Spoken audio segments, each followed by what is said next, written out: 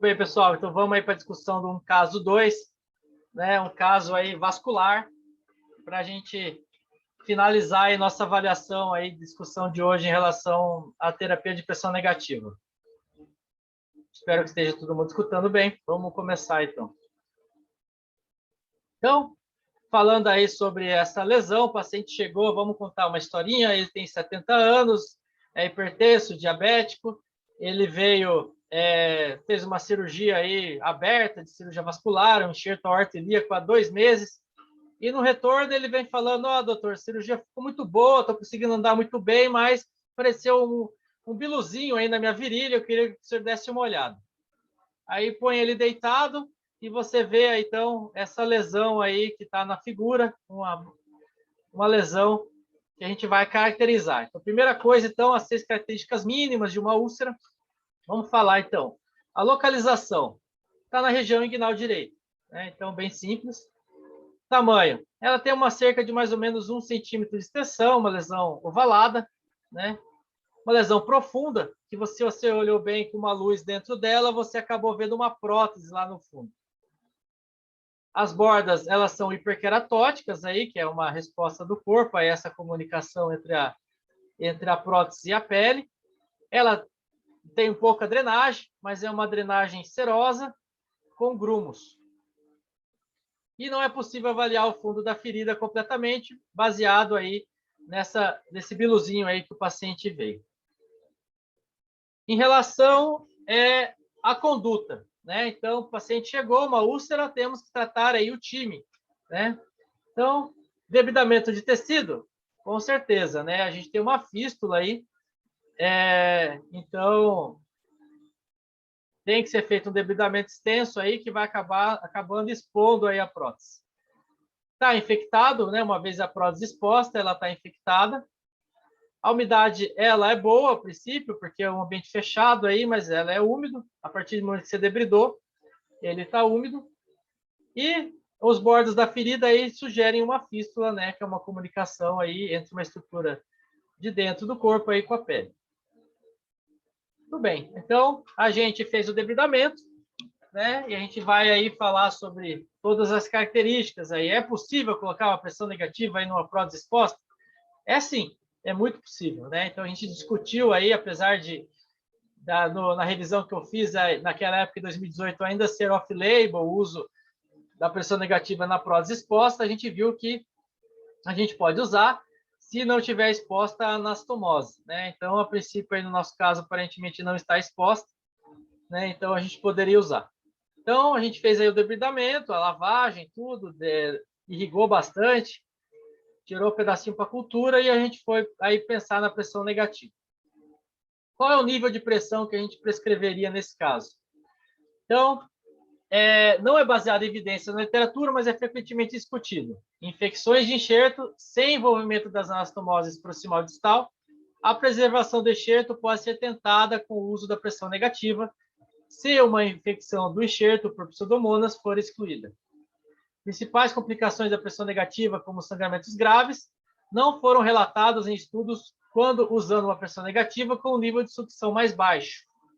Em relação à dor, há achados conflitantes. Alguns autores relataram significativamente menos dor e outros observaram um aumento da necessidade de analgésicos em 1/7 dos pacientes. Para prevenir complicações hemorrágicas graves, quando a gente usar a pressão negativa diretamente em contato com as paredes altamente friáveis de vasos infectados ou anastomose, o paciente deve ser tratado apenas no hospital. Importante. O uso preventivo da terapia de pressão negativa para incisões, ela diminuiu significativamente a incidência de infecção de ferida na inguinal em pacientes após cirurgia vascular. Então, só pensando nesse paciente, 2 meses atrás, ele poderia ter se beneficiado, então, da terapia de pressão negativa para incisões fechadas, né? E quem sabe ele não evoluiria para esse estado catastrófico aí, que foi essa infecção. Provavelmente a cirurgia não teve aí um controle adequado dos linfáticos, fez uma linfocele, a linfocele infectou e aí fez a fístula aí, que comunicou a prótese com a pele. Mesmo na presença de material de enxerto vascular sintético, a pressão negativa pode simplificar muitos problemas difíceis de cicatrização de feridas que levam à deiscência da ferida e suas sequelas. No entanto, deve ser mencionado que pressões negativas em vasos e enxertos estão fora das recomendações dos fabricantes. Para vários autores, os critérios de exclusão da pressão negativa foram, então, uma infecção de enxerto sintético com anastomose proximal acima do ligamento inguinal, hemocultura positiva, infecção anastomática ou sangramento evidente. A baixa sucção não prejudica os vasos sanguíneos ou enxertos, principalmente níveis de sucção tão baixos quanto menos 50 a menos 100. São recomendados para evitar sangramentos e mais danos aos vasos afetados. Tudo bem, difícil, né? Uma prótese infectada é um caso difícil. Então, a gente, para tentar salvar esse enxerto, o paciente fica internado e a gente vai aplicar a pressão. Com muito respeito a esse enxerto, vamos começar com menos 50. A pressão mínima aí que dá para usar num enxerto vascular. A gente começa com uma pressão menor e vai observando. A gente lembra que a pressão ela é muito relacionada à drenagem, né? Então, a gente começa com menos 50, se começar a drenar demais, a gente vai aumentando. Te lembra lá que nos vasos linfáticos, quando a gente precisa fechar uma fístula linfática, a gente usa a pressão de menos 200, né? Então, a gente pode ir aumentando calmamente essa pressão. Fonte de vácuo. Qual fonte de vácuo a gente vai usar? Adicionalmente, temos que lembrar que alarmes, principalmente audiovisuais, alertam a equipe, o paciente de grandes vazamentos, bloqueio da tubulação e recipientes cheios. Então, como o nosso medo é sangramento, a gente precisa que nosso aparelho nos avise caso ele comece a sangrar e enche o recipiente. Então, a gente consegue isso com um aparelho elétrico, né? Os aparelhos mecânicos, aí a parte mecânica é a parte que faz a pressão negativa, mas não tem aí alarmes mecânicos, então a gente vai usar provavelmente um elétrico. O sistema de feedback controlado eletronicamente, ele não é implementado em todos os sistemas mecânicos, garante a manutenção do nível de pressão selecionado, dando maior segurança ao paciente. Então, no nosso caso, a gente vai usar um sistema elétrico. E o modo, né? O modo é importante. Então, lembrando aí que forma mais tecido de granulação, o modo intermitente. A sucção, ela deve ser usada em modo contínuo, ao invés de modo intermitente, sobre enxertos vasculares. Então, existe uma regra. Então, apesar de a gente saber que a gente quer que granule daí a gente vai usar em modo contínuo.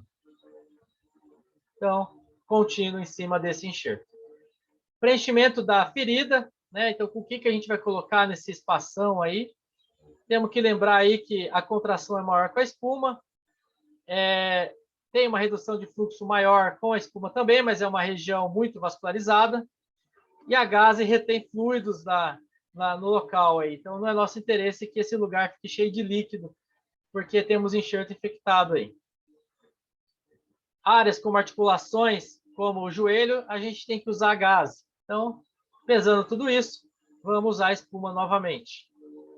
Camada de contato, né? Então, vamos lembrar, a camada de contato ela pode ser colocada sobre estruturas como vasos sanguíneos ou nervos, bem como sobre o próprio leito da ferida, porque a gente acredita que isso protege contra o crescimento interno de tecido de granulação na espuma. Temos que lembrar que, no entanto, um leito de ferida sobre uma camada de contato, ele é desprovido de microdeformação e tem menos tecido de granulação do que um leito de ferida em contato direto. A gente viu isso aí, que a diferença é que a camada de contato, ela reduz o efeito da pressão negativa. Então, a gente usa a camada de contato quando a gente quer proteger alguma coisa. Então, nesse caso, sim, a gente vai usar a camada de contato na intenção de proteger o enxerto vascular. A gente não precisa tanta pressão negativa em cima desse enxerto. A gente quer que essa ferida diminua de tamanho, mas também não pode ter tanta pressa, porque a gente tem uma estrutura muito nobre exposta, que é o enxerto. Reposição dérmica. Né? Discutimos aí que a reposição dérmica ela diminui aí o uso de retalhos, isso é uma coisa muito importante. Mas nesse caso, a gente tem uma prótese exposta. Então, inicialmente, a conduta em relação à reposição dérmica é negativa. A gente não vai pôr reposição dérmica nesse caso, enquanto a gente considerar que exista qualquer possível comunicação da prótese, porque essa prótese ela tem contaminação. Se você põe uma reposição dérmica no local infectado, essa reposição dérmica vai servir aí de comida aí para as bactérias e não é nosso interesse. Mas A prescrição pode mudar com o tempo. Se depois de muito tempo da terapia de pressão negativa, virar só apenas uma úlcera grande, como se fosse aí uma escara praticamente, a gente pode voltar atrás e usar a reposição dérmica. Então, temos que ver aí como que vai ser os finalmente dessa úlcera, né? Se vai ser rodado um retalho para cobrir, ou se a gente vai chegar na segunda intenção, então a gente pode considerar o uso da reposição dérmica. Proteção de tecidos e órgãos. Em 2003, a gente tem que lembrar aí que foram descritos 2 casos de ruptura ventricular direita durante a pressão negativa no externo por um paciente com mediastinite após aí um enxerto, uma ponte safena. Sangramento grave de grandes vasos sanguíneos como a aorta também foi relatado em vários pacientes recebendo pressão negativa. A incidência de sangramento relacionado à pressão negativa em pacientes com exposição de vasos ou enxertos, como femoral ou femopoplíteo, em feridas da região inguinal, foram relevantes em alguns estudos. Então, o FDA chegou a um ponto aí de contraindicar o uso da pressão negativa em vários tipos de lesões graves, aí, quando há exposição de nervos, quando expõe vasos, fístulas entéricas, quando há doença maligna, escara com tecido necrótico. Muitas vezes a pressão negativa é a única medida que se tem para controlar uma infecção grave, como infecção profunda da ferida dos externos ou alguns casos off-label. E bons resultados foram descritos também durante o enxerto de pressão negativa em enxertos vasculares. Então, existe um uso off-label. Nessa inguinal grave, aí, muitas vezes pode ser a única coisa que dá para fazer. Então, a gente tem que fazer, documentando bem, informando bem o paciente sobre a proposta. Com o número de complicações decorrentes do tratamento de pressão negativa aumentaram, a importância de proteger os órgãos expostos, por exemplo, vasos sanguíneos, é muito enfatizado na literatura científica internacional. Então, se possível, a gente vai cobrir precoce com músculo, por exemplo, o sartório. Quando a gente for aí quando a gente não puder cobrir com enxerto de pele. Então, nesse caso da figura, foi pego o sartório e foi implantado em cima aí da prótese. Então, fazendo isso, sim, então a gente fez um retalho muscular. Então, nesse caso, a prescrição da pressão negativa, ela vai ficar desta forma. A gente vai usar uma pressão baixa, de menos 50, tem que ser elétrico e tem que ser internado. O modo sobre enxertos vasculares é sempre contínuo. O preenchimento vai ser com espuma, porque a gente quer contrair o máximo possível essa ferida. A gente vai usar uma camada de contato em cima da região da prótese, porque a gente não quer muita pressão em cima dela. Não vamos usar inicialmente reposição dérmica, mas isso pode ser que mude ao longo do tempo. E a gente precisa cobrir com um retalho muscular essa prótese.